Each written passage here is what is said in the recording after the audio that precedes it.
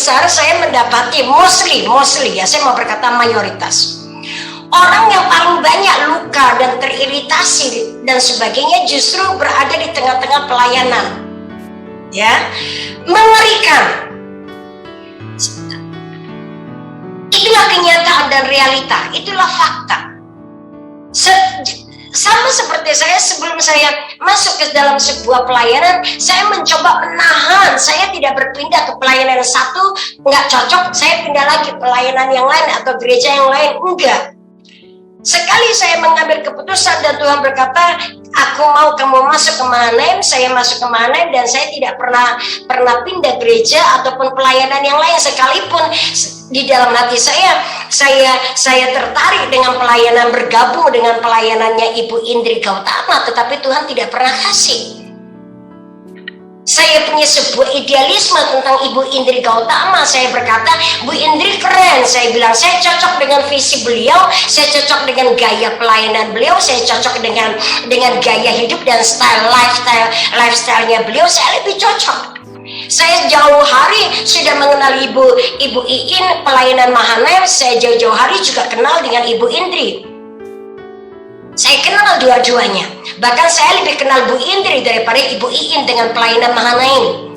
Saya mencoba menahan diri saya untuk tidak masuk ke pelayanan Mahanaim karena saya tahu isinya Mahanaim seperti apa. Dan saya coba tahan sekitar 3-5 tahun untuk menahan diri saya, tidak mencemplungkan diri saya masuk ke dalam pelayanan Mahanaim. Dan ujungnya saya sudah tidak bisa menahan diri, dan saya bukan tidak bisa menahan diri, tapi saya sudah tidak bisa memundurkan lagi. Tuhan berkata tahun ini atau tidak sama sekali. Dan itu adalah tahun persis tahun 2005 di mana Batra itu juga muncul. Pelayanan Batra juga muncul, cuma berbeda bulan. Saya masuk ke pelayanan Mahanaim itu di bulan Juli. Batra pertama kali ditabiskan itu tanggal 17 Agustus tahun 2005, di tahun yang sama. Kalau saya terlambat sedikit aja, selisih 1 bulan aja, maka saya lewat itu momentum. Nah, waktu saya masuk ke pelayanan dan saya baru mengerti prosesnya di tengah-tengah pelayanan ternyata sangat mengerikan. Untung saya bertahan di 5 tahun pertama sampai hari ini masuk ke tahun yang ke-17. Ada luka, ada iritasi, iya. Sakit, berontak, apalagi latar belakang saya juga orang yang keras kepala dan berontak dan lain sebagainya. Dan waktu Ibu Iin baru seminggu yang lalu, kurang lebih hampir 10 atau seminggu yang lalu atau 10 hari yang lalu, berulang kali dan memberitahukan hati-hati dengan semua crack yang ada di jiwa. Dan beliau berkata, kalau kamu nggak waspadai, kalau kamu nggak kasih tahu di sekolah kenabian yang kamu kelola, kamu pegang, maka ini akan menjadi celah. Kenapa jadi celah? Karena kebanyakan kita mendengar suara Tuhan atau mendengar suara Roh Kudus atau mendapatkan impresi dari mana? Dari suara batinia kita, dari suara hati nurani kita, kebanyakan. Dan lukanya di mana? Lukanya kita itu selalu di jiwa. Kemarahan kita, ketersinggungannya kita, kesombongannya kita, hawa nafsunya kita muncul dari mana? Dari hati. Itu sebabnya Amsal pasal yang keempat ayat 23 berkata, jagalah hatimu dengan segala kewaspadaan. Artinya kamu harus menjaga hatimu dengan semua situasi, dengan semua moodmu, dengan semua keadaanmu, hatimu, karena dari hati inilah terpancar semua kehidupan.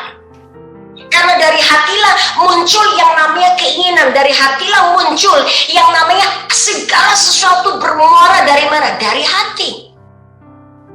Ya, dari hati.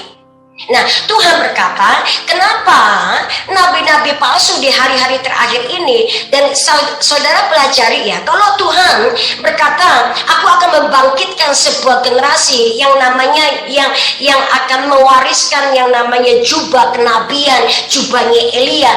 Iblis juga sama.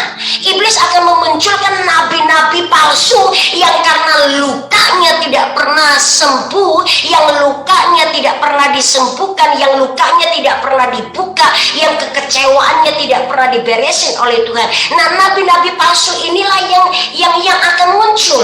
Nah, nabi-nabi palsu itu lahir dari mana? Dari para nabi-nabi yang cukup peka, yang punya kepahitan, yang punya kemarahan, yang punya kekecewaan, yang punya error, yang punya segala sesuatu yang tidak tertangani dengan baik.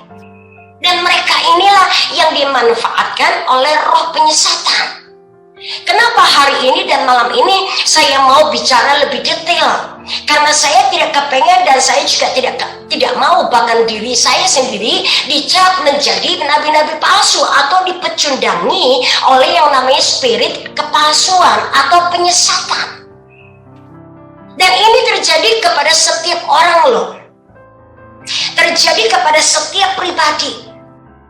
Dan tidak ada yang berkata, oh dia lebih peka, dia lebih diurapi, dia lebih dekat dengan Tuhan. Semakin dekat kondisi hati kita, hidup kita semakin dekat dengan Tuhan, iblis semakin akan mengacaukan itu. Serius. Ya, kita boleh berbeda, berselisih pendapat, kita boleh berbeda pendapat. Tapi jangan biarkan selisih pendapatnya kita, cara kerjanya kita yang nggak sama, cara kita yang nggak bisa match itu menjadi luka. Nah, ini yang harus kita jaga. Kita bisa luka dengan orang tua kita bahkan suami istri bisa saling melukai dan dilukai. Mudengnya. Nah, persoalannya bukan lagi pada waktu ada luka yang tidak terhandle dengan baik. Persoalannya bukan lagi kita tidak bisa dan tidak punya kemampuan untuk mendengar suara Tuhan atau menangkap apa yang Tuhan mau. Persoalannya pada waktu hati kita ini masih ada luka dan ada ruang kosong di dalamnya. Ini akan mempengaruhi dan mengkontaminasi cara kita berpikir, cara kita nalar, logika kita, semua berubah. Mudengnya, semua berubah. Kalau saya memberikan sebuah ilustrasi, kalau kita punya mata, kita pakai soft lens, dan soft lens itu mengandung warna tertentu, sangat soft sekali. Putih tetapi tidak bening, misalnya ada warna biru-biru agak sedikit kebiru-biruan. Maka segala sesuatu yang kita lihat, semua objek yang kita lihat akan selalu ada nuansa warna birunya. Mudah. Karena sudah terkontaminasi. Oke, contoh. Seseorang yang luka dengan pasangan hidupnya, atau seseorang yang pernah mengalami sebuah luka yang cukup parah dengan suami atau mantan suami yang ujungnya membuat mereka bercerai dan lain sebagainya, apapun yang orang lain cerita, yang berkata bahwa rumah tanggaku harmonis, aku bahagia banget dengan suami, atau aku bahagia banget dengan istriku, ini adalah istri atau suami yang diberikan oleh Tuhan, bla bla bla dan segala macam. Orang yang punya luka dan punya pengalaman kegagalan, pengalaman dalam rumah tangga, ujungnya akan mencibir. Paham? Kenapa? Karena dia punya luka di masa lalu, dia pernah mengalami secara langsung, dan luka itu tidak tertangani dengan baik. Contoh, ini saya tidak akan sebutkan namanya. Saya kenal seorang hamba Tuhan sampai hari ini masih di dalam pelayanan, umurnya sekitar 50-an. Dan latar belakang hamba Tuhan ini seorang wanita, dan latar belakang dari awal beliau menikah dan memiliki pasangan hidup, suaminya sama sekali tidak bertanggung jawab. Dalam arti begini, tidak memberikan sebuah nafkah secara ekonomi, dan ujungnya karena istrinya jauh lebih hebat, punya karir, punya pekerjaan yang bagus dan lain sebagainya, dan cinta Tuhan dan lain sebagainya, dan akhirnya sekian tahun dalam rumah tangga mereka, suaminya itu berselingkuh dan main perempuan dan lain sebagainya. Dan berkali-kali istrinya menangkap basah dalam tanda kutip ya, suaminya berselingkuh dan punya simpanan, dan ujungnya suaminya bangkrut, punya usaha kemudian bangkrut, dan kemudian istrinya harus sekian tahun lamanya membiayai perusahaan yang didirikan oleh suaminya. Miris banget gitu loh. Dan seluruh kebutuhan rumah tangga, kebutuhan anak-anaknya yang sekolah di luar negeri, yang membiayai siapa? Istrinya. Oke, sampai di satu titik karena istrinya cinta akan Tuhan dan istrinya tidak berani menuntut cerai, dan setiap kali berkonseling dengan hamba Tuhan yang lain itu selalu memberikan sebuah solusi kepada sang istri untuk tetap melayani suaminya, bla bla bla dan segala macam sampai di satu titik ujungnya rumah tangga dari hamba Tuhan ini akhirnya bercerai. Kelihatannya baik, beliau masih khotbah, masih melayani, masih konseling dan lain sebagainya.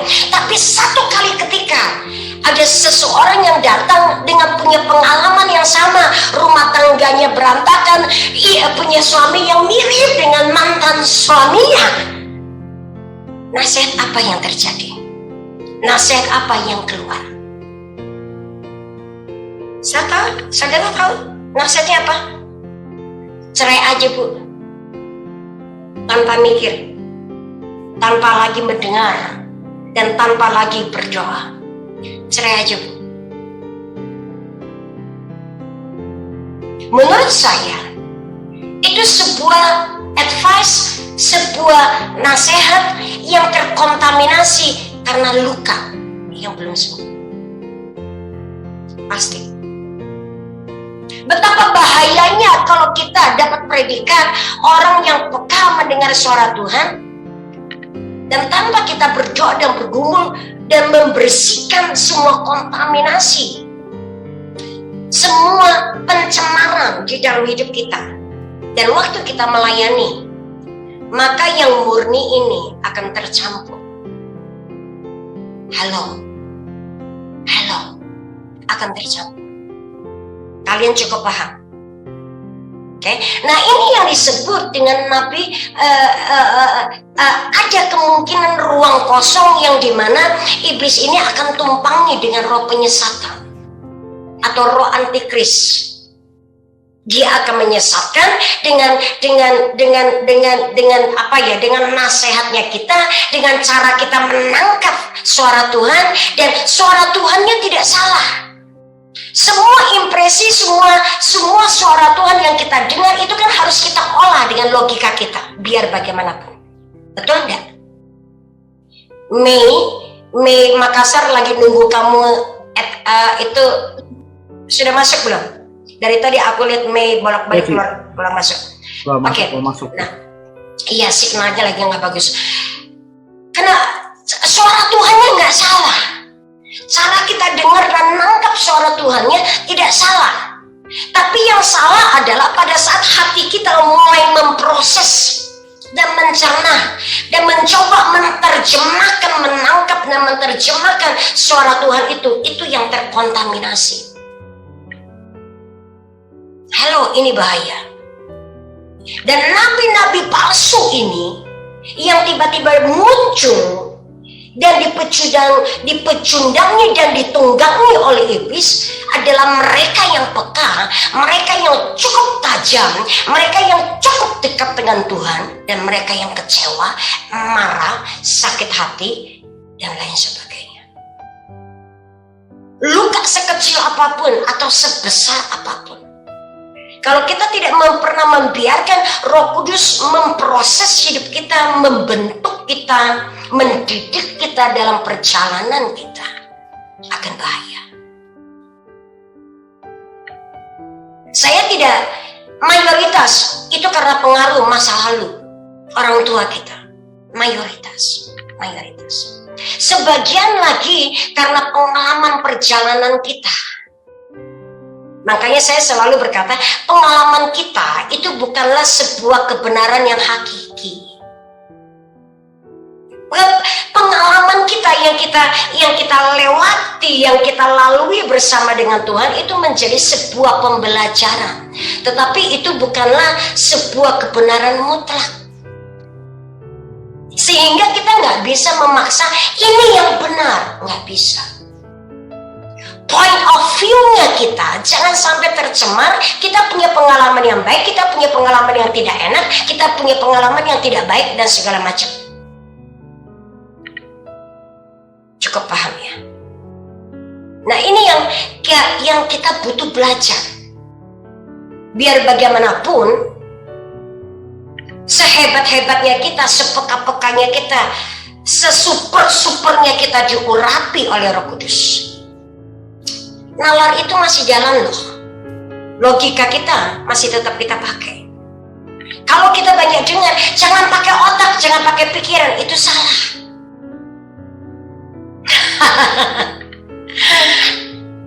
Nggak ada manusia yang tidak pakai otak, tetap pasti mikir.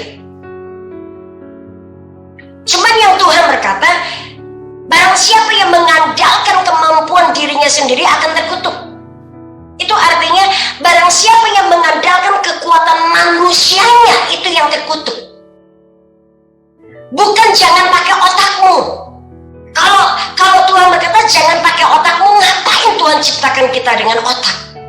Samain aja sama dengan yang namanya binatang. Yang tidak punya otak, tetap punya otak, tetapi tidak punya akal, tidak punya daya nalar, tidak punya logika. Binatang cuma punya yang namanya insting, yang punya naluri, bukan logika atau nalar. Cukup paham ya? Kita butuh logika, kita butuh nalar, kita butuh kepekaan, ketajaman roh untuk menerjemahkan segala sesuatu yang kita dapat dari surga. Karena semua yang dari surga itu harus diterjemahkan di bumi. Di surga ada bahasanya, di bumi ada bahasanya. Dan kita adalah orang-orang yang menerjemahkan apa yang surga mau supaya di bumi bisa nangkap dan mengeksekusinya. Cukup paham? Ini yang seringkali slacknya di mana? Lossnya di mana? Lossnya itu di kondisi hati kita. Kita nangkap, kita lihat benar yang dari surga. Tapi pada waktu kita menerjemahkan itu, karena kita harus lewat yang namanya hati kita, sumber kehidupan kita, manusia batinia kita yang tercemar. Kondisi kita, hati kita baik atau tidak baik,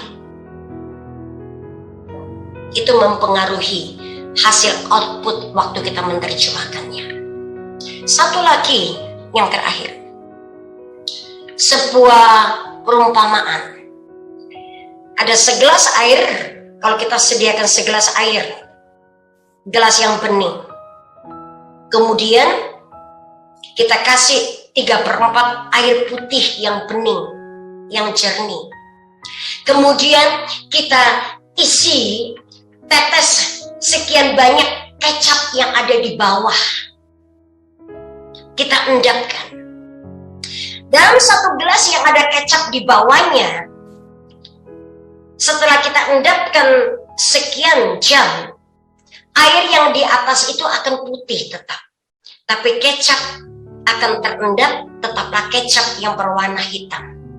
Oke. Nah, kecap yang di bawah ini saya ibaratkan adalah semua luka, iritasi, kekecewaan, pengalaman yang nggak pernah kita bereskan dengan Tuhan. Oke? Itu ngendap. Tapi pada waktu Tuhan mengisi kembali dengan pesan, dengan apapun yang baik dari surga, Tuhan curahkan kembali air yang bersih pada segelas air yang tadinya murni. Maka air yang baru ditumpahkan oleh Tuhan akan menyentuh dan mengaduk dan membuat kecap itu naik ke atas. Betul nggak? Halo? Dan waktu kita memberikan kepada jemaat, waktu kita memberikan kepada banyak orang, maka air yang putih itu sedikit banyak akan tercemar dengan yang warna kecap yang hitam itu. Sedikit banyak akan tercemar. Banyak orang punya endapan di bawah. Tapi seringkali kita merasa waktu kecap berada di endapan yang paling bawah dan tidak tergoncang, tidak terganggu. Banyak orang berkata hidup saya baik-baik aja, kelihatannya baik kok, suci, kudus, benar, oke aja. Aku tidak ngalami ujian dan lain sebagainya. Pernah ngerasain? Saya bersyukur dengan catatan yang kecil saya kirim ke dalam grup. Beberapa dari kalian mengerti dan lebih paham lagi. Mungkin juga ada beberapa di antara saudara yang bergumul semalaman. Mungkin bergumul semalaman, apa yang harus aku tindakan, apa yang harus aku ambil, apa yang aku sikap dan responku maunya seperti apa, saya nggak tahu. Dan pagi dan malam hari ini saya mau cerita lebih lanjut. Saya mau berkata, apapun itu dari latar belakangnya kita, dari kehidupan kita, masa lalunya kita, izinkan Tuhan berurusan dengan kita. Kejatuhan kita sedalam apapun dan seberapa sering kita jatuh, selagi engkau hidup kita ini dibuka dan hidup kita bisa transparan baik di hadapan Allah dan manusia, itu yang akan menjamin hidup kita tidak gampang tergelincir dan ujungnya seperti Ahitofel menggantungkan dirinya. Saudara masih ingat? Sekitar bulan Agustus kalau saya tidak salah, Pastor Joe Awe yang ada di AOC itu mendapatkan sebuah penglihatan ada roh kegilaan yang dilepaskan oleh iblis dari jurang maut. Dan ada begitu banyak anak-anak Tuhan yang ujungnya menjadi gila, stres dan melompat dan bunuh diri dari tempat gedung yang paling tinggi. Ada beberapa yang gantung diri dan lain sebagainya. Saya baru itu bulan Agustus kalau saya nggak salah, Joawi dapat penglihatan itu. Saya baru di bulan awal November, waktu Ibu Panglima berkata, hati-hati, jaga hati yang krek sedalam apapun, oleh karena sebuah dan satu masalah akan menimbulkan ruang kosong yang dimana iblis bisa main di dalamnya. Kalau kita nggak beresi hidup kita dan hati kita itu, ujungnya kita akan berlarut-larut dan akan dililit oleh iblis, dan tambah lama kita sudah tidak gampang lagi untuk melepaskan diri dari jeratan iblis.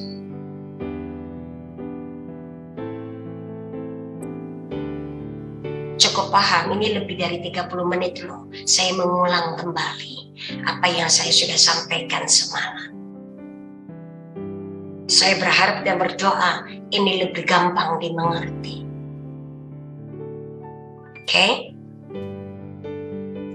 Salah satu contoh, saya pakai hidup saya. Salah satu contoh, ini salah satu. Mama saya itu dari latar belakang keluarga yang miskin. Papa saya latar belakang anak pertama paling besar dari seorang bangsawan dan orang kaya. Ujungnya karena oma saya tidak begitu suka, entah karena ada kesalahan apa pada papa saya sebagai anak pertama, sehingga apapun yang dilakukan oleh papa saya dan keluarga papa saya itu selalu dianggap dan tidak pernah dianggap lah, selalu disalahkan, bahkan anak-anaknya pun dikucilkan, jauh diperlakukan dengan saudara-saudara atau saudara-saudara sepupu yang lain. Dan waktu saya cukup dalam sebuah usia yang cukup bisa menilai segala sesuatu, saya punya sebuah kesimpulan bahwa keluarga saya, terutama mama saya, diperlakukan tidak adil. Dan pada waktu saya berusia remaja kurang lebih 12-13 tahun, sampai di satu titik saya berkata di dalam hati saya nggak mau dan tidak suka dengan orang kaya, karena orang kaya semena-mena dan suka dalam bahasa Muslim suka menzolimi. Saya tidak suka dengan yang namanya ketidakadilan dan ketidakbenaran tanpa saya sadari. Ujungnya waktu saya menjadi dewasa, segala sesuatu terjadi di depan mata saya. Ada orang yang saya lihat diperlakukan tidak adil, diperlakukan tidak benar, dizolimi dan semena-mena dan segala macam. Saya bisa ngamuk dan saya bisa marah. Sekalipun orang yang dizolimi itu, yang diperlakukan tidak benar itu, saya nggak kenal. Dan itu menjadi cikal bakal Kenapa? Why saya gampang ngamuk? Marah. Saya bukan ngamuk dan marah yang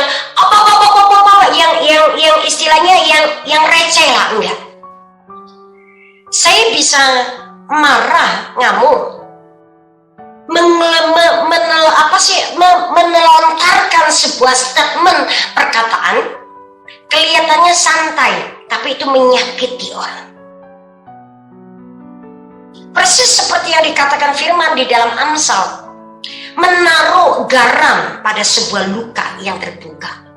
Saudara tahu rasanya kalau ada luka dan engkau taburi garam, itu sakit.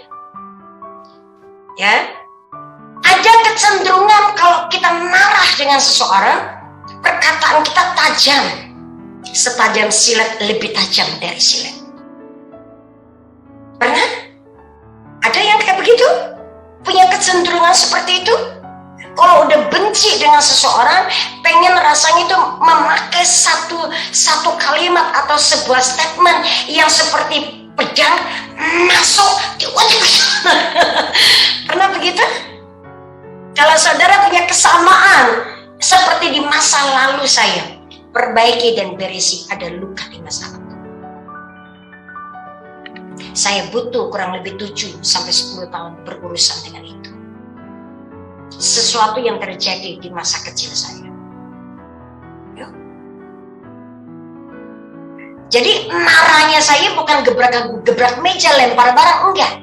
Saya nggak perlu begitu. Saya cukup mengeluarkan sebuah statement yang orang itu akan teringat. Saya pastikan dia akan teringat selamanya. Itu saking jahatnya. Sadis. Perkataan yang sadis. Ngerti? Saudara pernah membayangkan mau balas dendam musuh, kamu tidak akan bunuh dia seketika. Kamu akan biarkan dia mati pelan-pelan sampai kehabisan darah. Itu sadis loh. Pernah? Itu kesadisan. Saya bukan pemarah dan pengamuk, saya orang sadis. Dan itu luka. Serius. Itu salah satu contoh yang kita butuh effort, kita butuh tenaga untuk telusuri kembali kita ini luka karena apa. Yang paling sulit adalah luka karena pengaruh di masa lalu, apalagi luka dalam kandungan orang tua kita yang kita nggak ngerti orang tua kita sudah meninggal, kita nggak bisa gali informasi dan lain sebagainya. Itu semua luka. Nah, boleh nggak? Saya tahu kalian butuh waktu untuk menelusuri kembali, merenung kembali, dan tanya Tuhan, tolong bongkar hati saya. Biarkan Tuhan goncangkan itu air yang di dalam gelas yang kelihatannya murni, jernih, dan lain sebagainya. Kalau tidak ada goncangan, kita nggak bisa tahu betapa munafiknya ini manusia. Kita nggak tahu. Kita tidak akan pernah tahu kalau masa lalu kita menjerat kita begitu rupa. Kalau Tuhan tidak izinkan itu dibongkar. Saya tembak ya, ini ada Pia. Pia itu selalu cerita dengan saya tentang bagaimana dia sama mamanya nggak pernah akur. Oke? Mamanya punya cara berpikir, dia punya cara berpikir, dan kalau Pia sudah marah,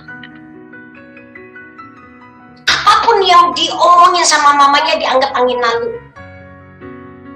Kalau itu nggak dibereskan, akan membawa dampak kelak dalam hidupnya Pia. It's true. Entahkah itu akan membawa dampak dalam pelayanan kita, entahkah itu nanti kelak akan membawa dampak dalam kehidupan kita nanti berumah tangga dan lain sebagainya pasti membawa dampak. Dan dampak itu kalau kita baru sadar, baru terbongkar, baru ngerti setelah kita menuju pertengahan usia, maka menangislah kita. Lebih baik dibongkar dari sekarang, selagi masih ada waktu untuk bertobat. Amin. Lebih baik dibongkar sekarang sebelum Tuhan angkat kita menjadi seorang pelayan yang dimana kita membawa begitu banyak orang. Why? Jangan kita berpikir kejatuhan kita cuma diri kita tok yang jatuh. Tanpa kita sadari ada begitu banyak orang akan ikut kita jatuh.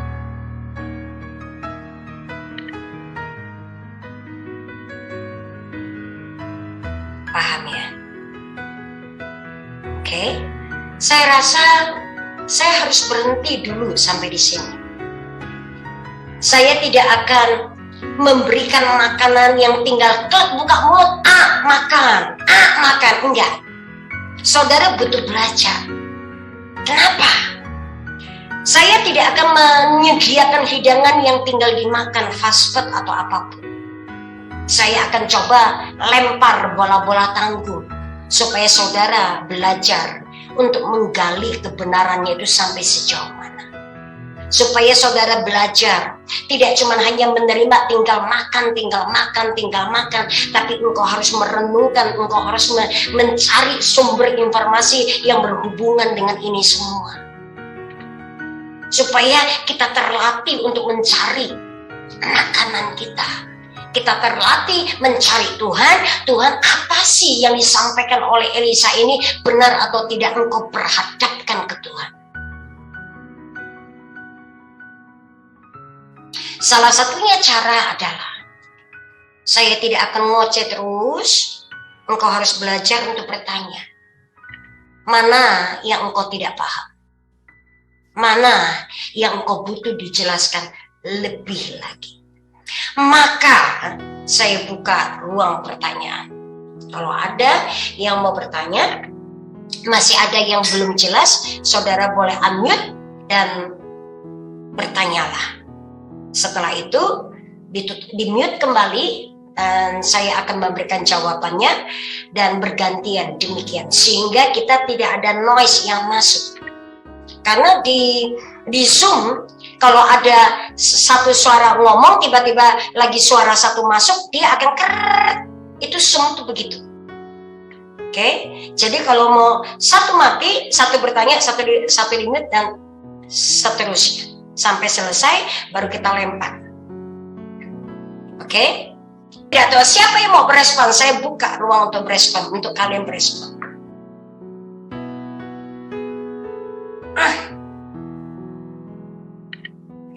Mari kita pandang-pandangan satu-satu, gue liatin. Atau kalau gue perlu gue absen aja.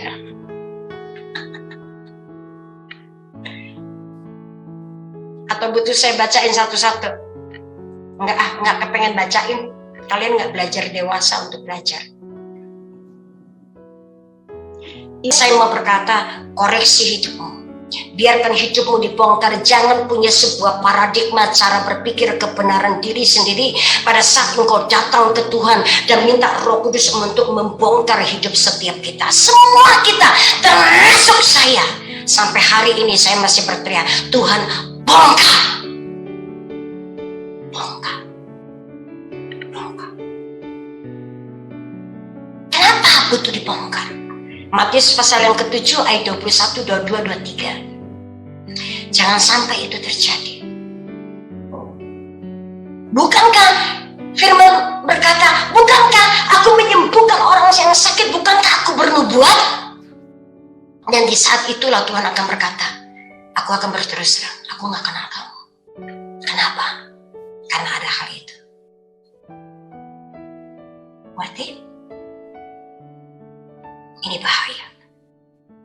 Ini bahaya. Ini bahaya. Kita masih beres. Jangan sampai suara kenabian yang kita bawa kita sampaikan pesan Tuhan. Pada waktu orang tidak mengindahkan pesan yang kita bawa. Pada waktu orang tidak menghargai pesan kita, seolah-olah orang tidak menghargai, emangnya siapa sih kamu? Kita menjadi kecewa, marah. Dan itu gak bagus. Ujungnya akan menghancurkan setiap pelayanan kita. Ujungnya bukan perkenanan Tuhan yang kita dapat. Saya berdoa, ini yang saya mau berkata. Tuhan tidak akan, dan program Tuhan dalam hidup kita untuk membereskan hidup kita. Jangan saudara berpikir pelayanan pelepasan apapun dalam emosi dan jiwa kita hanya sekali seumur hidup. Enggak. Kalau Tuhan membereskan hidup kita, sekali diberesin, maka beres selamanya. Salah. Jiwa kita nggak kuat. Pada waktu Tuhan membongkar hidup kita, maka di dalamnya juga ada kesakitan. Tapi sakit yang dari Tuhan, ujungnya akan membawa kemuliaan di depan. Beda dengan sakit yang oleh karena dunia. Sakitnya dunia akan membawa pada kematian dan kehancuran. Tapi sakit ataupun apa ya, dalam yang lebih tepatnya, sebuah kesedihan yang dari Tuhan itu ujungnya membawa kemuliaan. Tuhan aja bisa sedih kok. Ada Alkitab yang berkata, maka masgullah hati Yesus pada waktu dia berdiri di depan kuburnya Lazarus. Kesedihan yang oleh karena Tuhan akan membawa sebuah pemulihan. Tapi kesedihan, nestapa, duka oleh karena dunia akan membawa kita pada kematian dan kehancuran. Roh Kudus tugasnya adalah menginsafkan kita. Pada waktu keinsafan turun, pertobatan turun, kedukaan, sedih itu pasti ada. Tapi sedih yang dari Tuhan, tangisan yang dari Tuhan akan membuat kita lega di jiwa. Karena semua rantai yang pernah di iblis rantai tangan kita dan kaki kita tiba-tiba itu lepas. Dan itu akan membawa kemerdekaan. Beda dengan yang dari dunia. Pada waktu pertama kali hidup kita dibongkar seolah-olah dipermalukan oleh Tuhan. Seperti Tuhan menyiksa. Seperti Tuhan mencambuk. Seperti Tuhan membuat dan menimbulkan sebuah iritasi di dalam jiwa kita. Tapi ujungnya kita baru sadar itu baik untuk kita. Seberapa engkau siap? Beberapa tahun yang lalu, di awal-awal tahun, saya masuk Mahanaim. Ibu Iin seringkali secara berkala akan panggil setiap kami untuk ngobrol. Saudara, itu bukan obrolan yang enak loh. Saya memberi istilah kepada beliau. Setiap kali beliau tahu ada yang error, ada yang salah dalam hidup saya, beliau seringkali gergetan, aduh aku pengen operasi ini anak. Saya tidak masalah untuk dioperasi oleh beliau. Tapi tolong dong please, beri anestesi, tahan sakit gitu loh. Enggak. Beliau enggak kasih anestesi. Enggak ada obat tahan sakitnya. Ngerti ya? Jadi kalau saya berkata, kalau ketemu dengan beliau berkata, ini gigi geraham masih dicabut, udah busuk, kalau nggak dicabut nanti sarafmu bisa busuk, bisa pengaruh ke otak, bisa begini, dan itu akan menjalar kemana-mana. Kalau kita ke dokter gigi enak disuntik dulu anti sakitnya, supaya gusinya kebal pada waktu dicongkel nggak berasa sakit gitu loh ya. Bu, ini enggak, ini Anda benar, ikatkan di giginya, ditarik cepat. Ngerti ya? Itu ibaratnya. Itu ibaratnya. Dan saya selalu berkata, Bu, lain kali kalau mau operasi kasih anestesi dong, sakit tahu.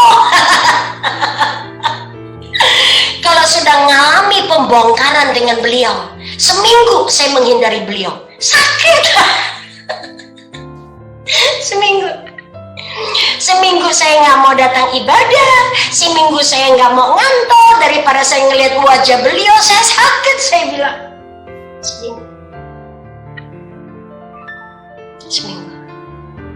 Semakin hari semakin diproses. Bukan lagi seminggu, 4 hari berkurang. Kalau yang lain, kalau saudara dengar cerita latar belakang Ruth Apung Leo, sebulan hilang dari peredaran Mahanaim. Ngumpet. Kenapa? Sakit.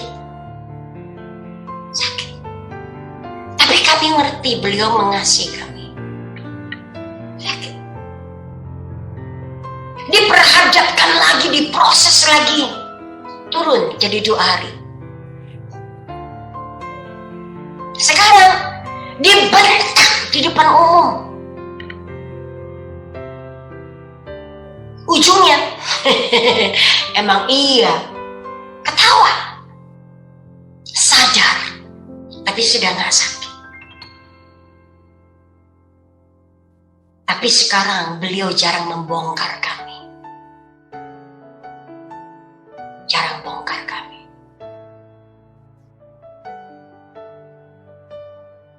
Ada kalanya kami bertanya, kenapa sih Bu nggak pernah bongkar kami lagi di depan umum? Kalian sudah terlalu besar.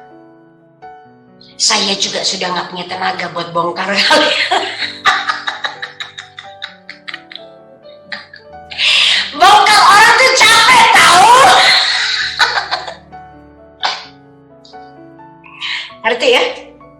Saudara yang punya anak, jadi tahu yang ngerti ya, jadi mama kalau cerewet ngomel, anaknya bilang mama jahat, anak gak pernah tahu, mama juga capek tahu.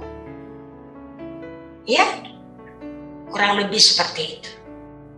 So, sudah hampir jam 8:30.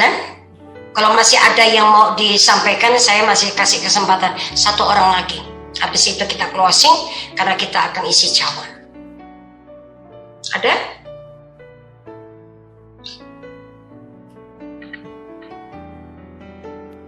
Kalau yang saya nangkep dari statementnya kamu, bagaimana caranya kalau kita ini kehidupan manusia roh kita, perjalanan iman kita dengan Tuhan itu nggak seperti gini loh ya, kayak seperti grafik dari titik bawah, kayak roket, nggak pernah turun-turun tuh, nggak gitu. Oke, perjalanan iman kita dengan Tuhan itu tuh ada dinamikanya.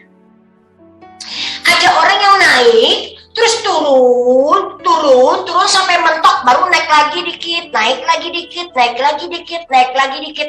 Nah, grafiknya orang itu satu dengan yang lain tidak sama. Ya, bukan berarti seseorang itu naik terus nggak pernah turun-turun. Ada. Setiap orang pasti ada turunnya. Dinamika perjalanan kita dengan Tuhan itu ada dinamikanya seperti grafik. Ya, ada orang yang grafiknya tajam, naik, turun, naik. Ada yang begitu. Ada lagi yang naiknya pelan-pelan, turun dikit, naik lagi, turun dikit, naik lagi, turun dikit, naik lagi, kayak begitu. Ada macam-macam, ya. Tapi intinya setiap kita itu pasti ngalami yang namanya turun, pasti ada. Karena tidak ada satu orang yang punya cukup kekuatan untuk mempertahankan kita naik, kita nggak kuat. Karena ada yang namanya jiwa, ada yang namanya tubuh. Roh punya kekuatan untuk naik terus dengan Tuhan, ada. Tapi jiwa yang menjadi perantara antara roh dengan tubuh ini, tengah-tengahnya jiwa. Nah, jiwa ini fragile, jiwa ini rentan. Seperti agar-agar yang kita mesti pegangnya hati-hati. Kalau nggak hati-hati dia akan ambiar, hancur. Itu jiwa kita. Kenapa jiwa itu begitu rentan dan fragile? Karena dia gampang remuk, dia gampang pecah, dia gampang kesentuh, akhirnya ambiar semua dan lain sebagainya. Dia mau dibilang solid, liquid juga enggak, dibilang padat juga enggak. Jadi gambarannya itu seperti puding puding yang kebanyakan air. Kalau kita angkat puding yang kebanyakan air, ya goyang sana, goyang sini. Punya gambaran seperti itu fragile. Kalau kamu masukin ini jiwa, masukin ke bagasi, kamu mesti bilangnya sama orang yang di bandara, jangan lupa ya tempel fragile, karena ini fragile. Nggak boleh dibanting. Oke? Nah, itu jiwa. Nah, kita harus mendidik manusia roh kita jauh lebih kuat, bisa mengontrol dan mendisiplinkan jiwa. Jiwa bisa didisiplinkan. Persoalannya seperti tadi saya bilang, perjalanan kita mengikut Tuhan itu sebuah dinamika. Kalau rohmu cukup kuat, punya sebuah kestabilan, waktu kamu jatuh, kamu down, kamu tidak akan down yang lama banget, baru naiknya pelan-pelan lagi. Enggak. Itu jiwa yang belum terdidik, itu pertama. Dan roh yang tidak cukup kuat dan tidak terdidik, dia akan naik, turunnya jauh lebih dalam. Naiknya sedikit lagi, rohnya tidak cukup kuat. Kalau roh yang cukup kuat, dia akan naik, turun dikit, naik lebih banyak, turunnya dikit, naiknya lebih banyak, rohnya kuat. Mudah. Kalau kamu naiknya baru dikit, turunnya lebih dalam, itu jiwamu yang lebih kuat. Rohmu lemah, karena rohmu belum dibangun. Saya pernah share, saya membangun dan mendidik manusia roh saya jadi kuat. Bahasa roh yang kuat dan sering dan banyak. Jiwamu, kalau jiwamu terlalu kuat, salah satu cara yang paling bagus untuk mendisiplinkan jiwa, puasa. Tapi jangan cuma hanya puasa makan. Puasa apa yang kamu paling suka di jiwamu. Kalau kamu suka nonton drakor, puasalah drakor. Enggak, itu bagus. Kalau kamu terlalu terikat dengan yang namanya Android dan HP, puasa HP. Puasa apa yang menjadi kesukaan di jiwamu. Sekali-sekali boleh. Nah, waktu kamu kalau sampai down, kamu coba perhatikan, kalau kamu ambil puasa mendidik dagingmu, daging itu harus dididik.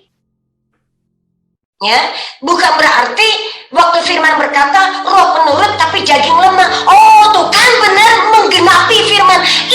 Itu sebuah peringatan. Itu artinya kamu harus mendisiplinkan dagingmu. Itu artinya kamu harus melatih kalau kamu down karena diomongin, karena disalah mengerti, karena kamu dimanipulasi, karena kamu dimarahin, karena kamu disalahgunakan dan lain sebagainya.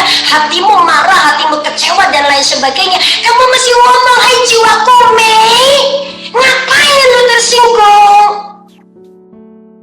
Lu jangan ngomongnya, Mei kasihan ya, lu sakit. Jangan di-entertain. Kita itu lebih suka entertain di jiwa. Makanya tambah lama jiwanya yang kuat. Pada waktu kita down, kehilangan iman karena tidak dipercaya, karena dimarahin, karena kena benturan kiri dan kanan, kita lama di bawah. Lama-lama waktu kita mau naik, kita sudah nggak punya kekuatan. Why? Karena jiwa terlalu kuat, rohnya semakin turun. Mudah. Kebanyakan itu kita mengentertain di jiwa. Memang sakit, Tuhan aku sakit. Dan jangan berkata ketemu hadirat Tuhan dan ngaku sama Tuhan, Tuhan aku sakit. Terus lu keluar dari kamar doamu terus langsung sembuh. Oh iya aku sudah sembuh bla bla bla bla. Enggak, besoknya masih ngerasa sakit. Itu normal. Paham? Penyembuhan ada masa, ada waktu. Tuhan ampuni, yes. Tapi konsekuensi dari kesalahanmu kamu harus bayar. Sakitmu disembuhkan iya, tapi proses kesembuhan itu butuh waktu. Enggak instan, saudaraku. Enggak hari ini kamu berkata, aku ampuni dia dan aku lupakan, terus lu keluar, halo Pak. Enggak, tetap lu jengkel, kamu masih ditekuk. Itu by proses. Lama. Oke? By proses. Nah, by proses kita menuju kesembuh inilah yang Tuhan mau ajar ke kita. Yang Tuhan mau didik kita. Supaya pada waktu kita sembuh, kita bisa memberikan teladan dan kita bisa mengajarkan ke orang lain. Itu sebabnya ada firman yang berkata, ikutilah jejak-jejak anak domba. Supaya jejak-jejak di masa lalu yang gak enak itu loh, yang pernah aku lewati, jangan kalian ikutin lagi. Saya ajarin ke kalian lagi. Supaya kalian gak perlu bayar harga yang saya lewatin karena dulu gak ada yang ngajarin.